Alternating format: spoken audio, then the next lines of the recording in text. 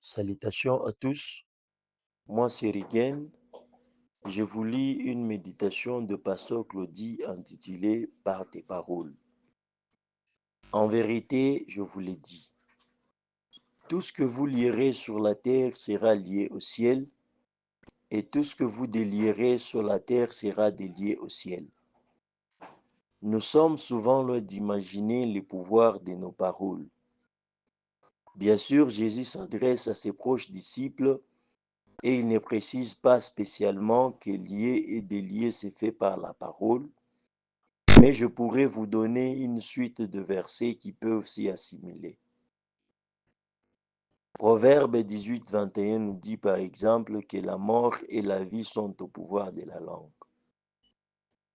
Jésus nous dit aussi dans Matthieu 12, 37 que par nos paroles nous serons justifiés ou condamnés. Sans oublier l'épître de Jacques dans son chapitre 3 qui nous fait une description de la langue relativement peu flatteuse. Nous n'avons pas conscience que notre façon de parler influence énormément notre vie et ce qui est encore plus sérieux, celle des autres. Je disais récemment que pour savoir l'état de notre cœur, il suffit de s'écouter parler puisque c'est de l'abondance du cœur que la bouche parle. Matthieu 12, 34. Même la psychologie reconnaît que nos paroles ont un impact sur les autres et les paroles des autres sur nous, et que cet impact aura d'autant plus d'importance s'il vient d'une personne qui représente l'autorité.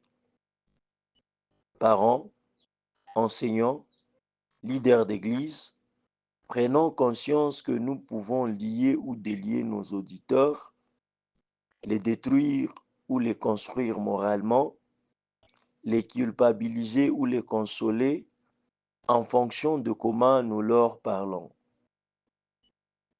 Mais cela veut dire aussi que je peux me lier ou me délier par mes propres paroles.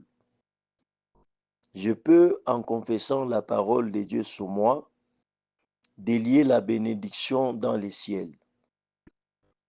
Je peux me délier de freins, de culpabilité et de malédictions sur ma vie en proclamant haut et fort l'amour que Dieu a pour moi et ses projets de bénédiction.